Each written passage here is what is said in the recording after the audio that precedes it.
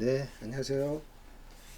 네, 여러분 잘 지내셨습니까? 네, 오늘은 여가에 대한 이야기를 시작해 보려고 합니다. 네, 우리가 중년의 삶에 있어서 중년은 인생의 중간 지점이고 신이 나에게 자신을 성찰해 볼 수 있는 그러한 여유를 준 시간이라고 생각합니다.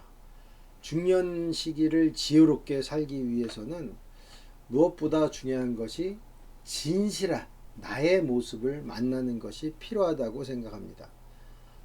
저는 제 마음을 보기 위해서 가장 중요한 것이 내가 즐기는 그 여가를 한 번 정도 생각하고 여가를 잘 즐기는 것이 필요하다고 이제 생각이 들어가지고 항상 제가 즐기는 여가에 대해서 많은 성찰을 하고 합니다. 여가 향유라는 그 말에는요, 좋아하는 여가 활동을 택하고 참여하고 또 몰입해서 즐기고 남과 교류하고 즐거움을 나누고 또 한편으로 여가에 대해서 또 이야기도 하고 간혹 여가 활동 후에 맛있는 음식을 먹으면서 격식 없는 그러한 시간을 보내는 것. 조금 더 나아가서는 서로의 어떤 상처가 있다면 그 상처도 좀 보다듬어 주고 그 여가 활동이 진짜 끝나기 싫을 만큼 너무 좋은 시간을 가졌을 때 여가 향유라는 그런 생각을 하게 됩니다. 저의 경우를 이야기하자면요. 저는 매일 아침 그 피트니스 센터에 가서 그 1시간 정도 운동을 하는데요. 그 운동하는 시간이 저에게는 최고의 여가 향유의 시간이고 제 친구 그 문석이의 경우에는 주말에 양재천을 한 3시간 정도 걷는데 그 시간이 최고의 여가 시간이라고 좀 얘기하고요. 제 선배인 그 남웅이 형 같은 경우는 매일 하루 1시간 이분은 골프 연습을 하시는데 그 골프 연습 1시간이 바로 자신을 만나는 그러한 시간이라고 합니다. 여러분들 잘 아시는 일본의 유명한 그 소설가이죠. 무라카미 하루키는 매일 하는 그 달리기야말로 나와의 만남이 가능한 시간이다라고 이야기했습니다. 이처럼 여가를 통해 우리가 만나는 그 시 공간을 배철현 교수는 심연이라고 부르고 있습니다. 배 교수가 이야기했던 그 심연은 무엇일까요? 진실한 자아를 발견하는 장소가 바로 심연이다. 심연은 원래 끝을 알 수 없는 깊은 연못이지만 동시에 우리가 위대한 나를 만나기 위해 들어가야 할 심오한 마음의 연못이기도 하다. 이 심연 속에서 우리는 이익에 매몰된 오래되고 보잘것없는 자기 자신을 객관적으로 보게 된다.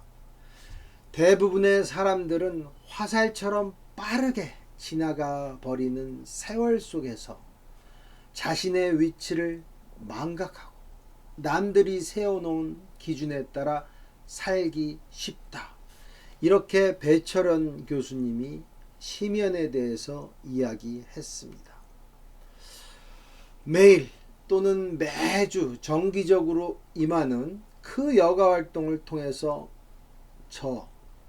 그리고 우리는 바로 그 심연 속으로 들어갈 수 있습니다. 나를 만날 수 없는 사람들은 어떻죠? 행복하기 아주 힘들어요. 회사 일에, 사람들의, 그리고 또 그 많은 모임에 치여 사는 그 중년의 삶을 행복하게 살기 위해서는 바로 시면의 본체로 들어갈 수 있어야 합니다. 우리의 중년이 너무 힘든 이유는 바로 이 시면을 들어갈 수 있는 마음의 여유가 없어서입니다. 마음의 연못 안에는 나를 만날 수 있는 그런 시공간이 존재하는데 중요한 것은 나를 만나기 위해서는 의도적으로 나 자신이 준비해야 하는 것입니다. 일본의 유명한 그 사상가죠. 사이토 다카시는 그의 저서 혼자 있는 시간의 힘에서 인생의 셈이라는 말을 하며 심형과 비슷한 개념을 우리에게 주었습니다. 인생의 셈이란 무엇일까요? 그의 이야기를 한번 들어볼까요? 적극적으로 혼자만의 시간을 가지면서 자기 안에 인생의 셈을 파고 지하수를 퍼 올려야 한다. 자유롭게 내면에 축적된 내공을 꺼낼 수 있는 사람은 누구에게나 매력적으로 보인다. 혼자여도 괜찮다는 당당함이 여유로움과 안정감으로 이어지기 때문이다.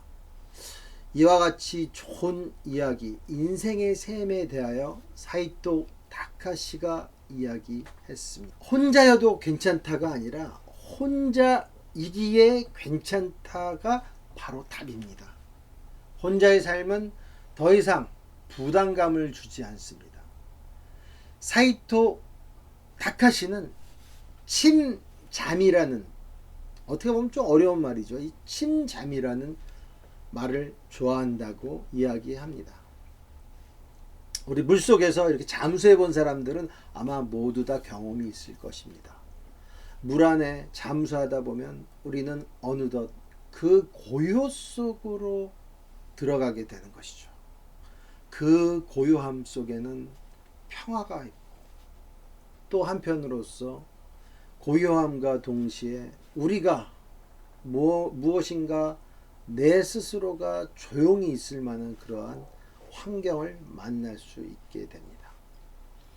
고요함을 즐기고 또 몰두하게 된다면은 우리는 무엇인가 창조적인 활동을 할 수도 있습니다. 사이토 다카시는요, 이런 얘기를 했어요.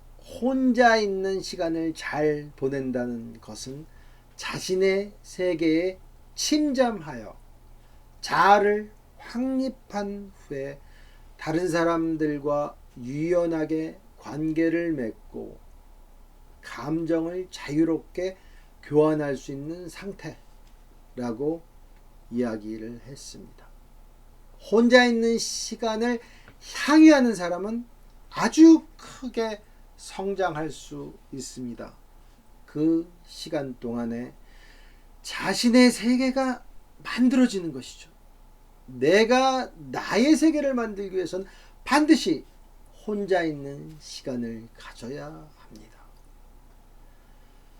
그 혼자 있는 시간 동안에 자신의 세계가 만들어지고 그 세계 속에서 나는 바로 나와 진솔한 대화를 할 수가 있습니다.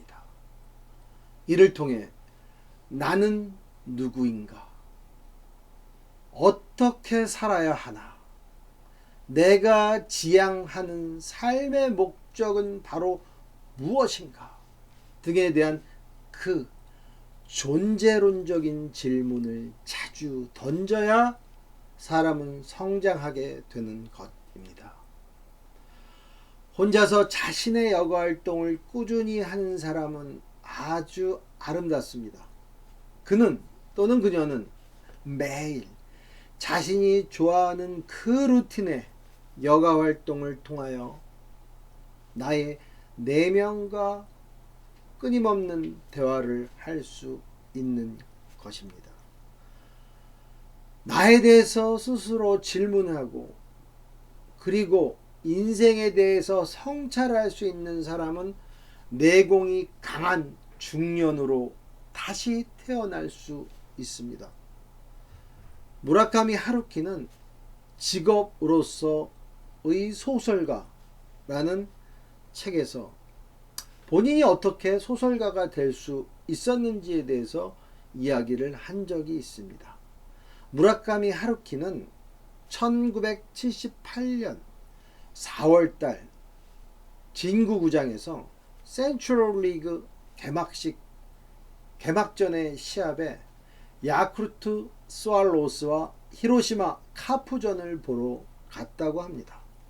당시에 그는 야쿠르트의 팬이었는데 1번 타자인 데이브 힐턴이 2루타를 딱 치자마자 그 타격으로 인한 아주 호쾌한 소리에 반해서 갑자기 그래 나도 소설가가 될 수 있어 라는 그러한 내면의 엄청난 소리를 들었다고 합니다.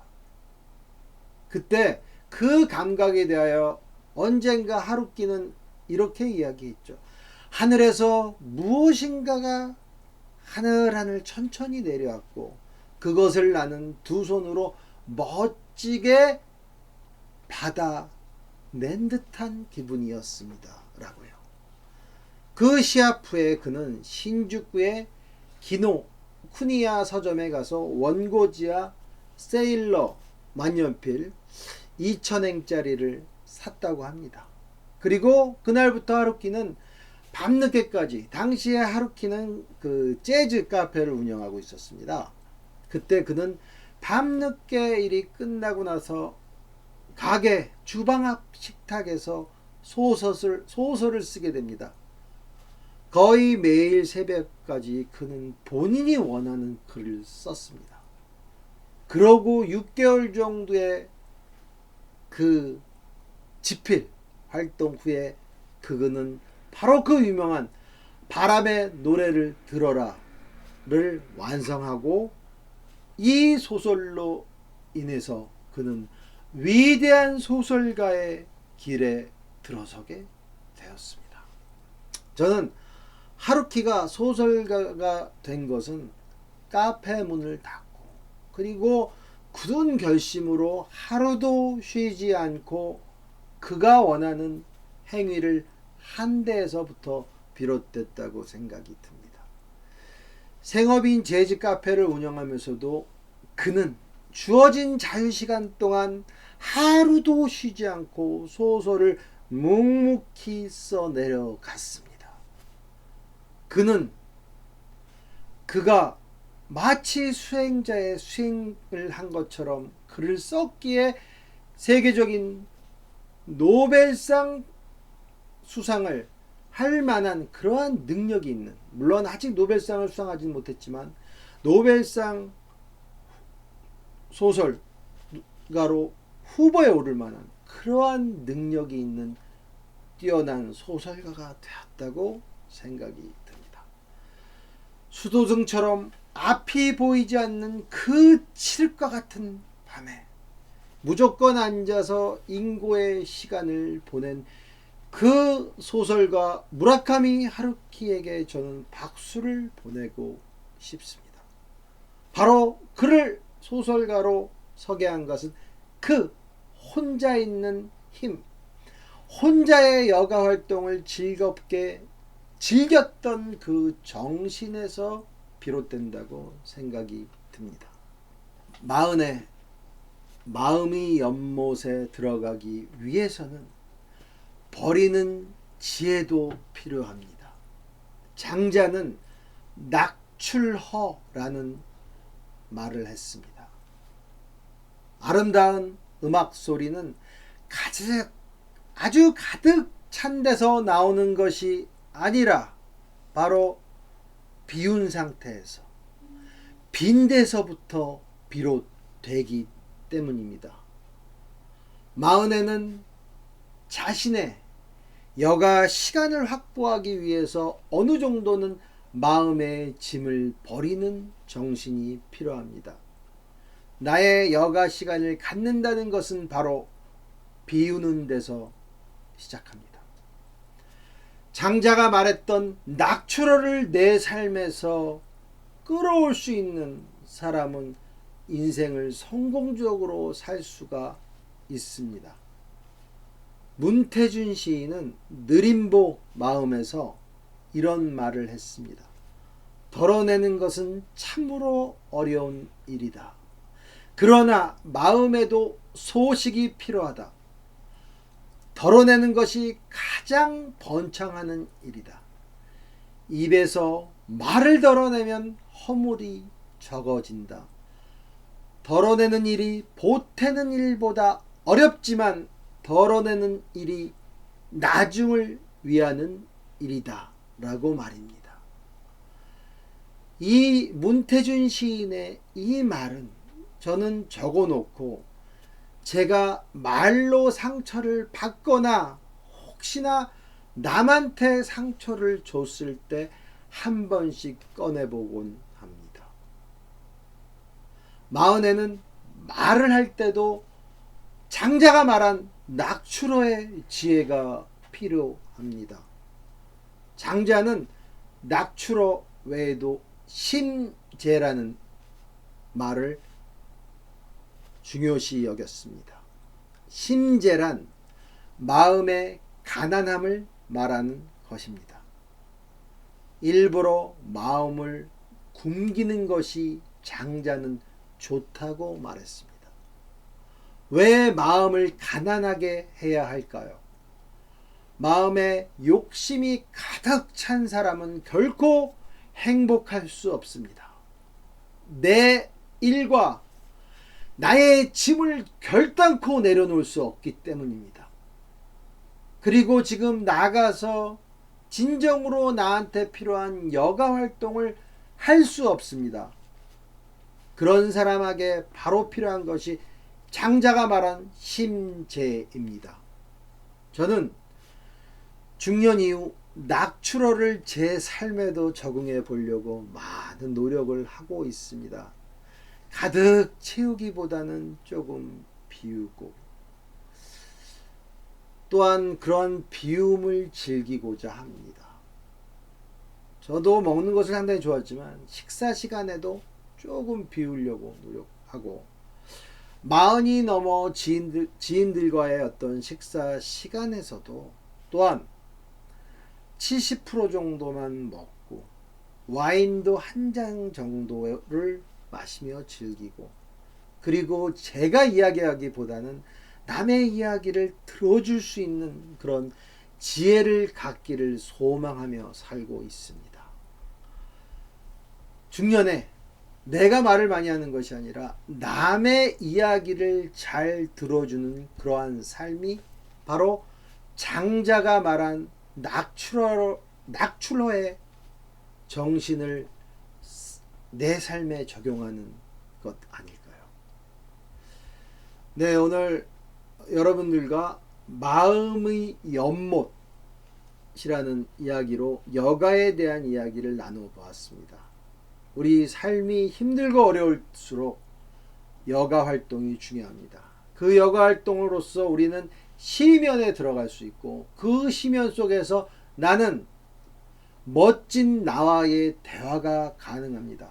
내가 누구인지 어떻게 살아야 하는지를 아는 사람의 삶은 행복하고 멋진 삶입니다. 우리의 신은 우리에게 저 무덤 너머 저 높은 곳의 삶을 보여주기를 원하십니다. 그 삶으로 가기 위해서는 내가 누구인지, 내가 갖고 있는 소명은 무엇인지, 나는 어떻게 살아야 하는지를 끊임없이 성찰하고 반추하는 삶을 살아야 합니다. 그러기 위해서는 여가라고 하는 신이 준 놀라운 안식의 시간을 즐겁고 행복하게 보내야 합니다. 그 보내는 시간 동안 장자가 말했던 낙추로 비움의 미학과 마음을 굶기는 것, 욕망을 좀 덜어내는 것, 그 자세가 우리를 진정한 행복의 길로 이끈다고 생각이 듭니다. 여러분, 즐거운 삶을 통해서 신이 우리에게 준 그 놀라운 뜻을 발견하는 시간 되시기 바랍니다. 여러분들은 여러분들 삶의 별입니다. 네, 감사합니다.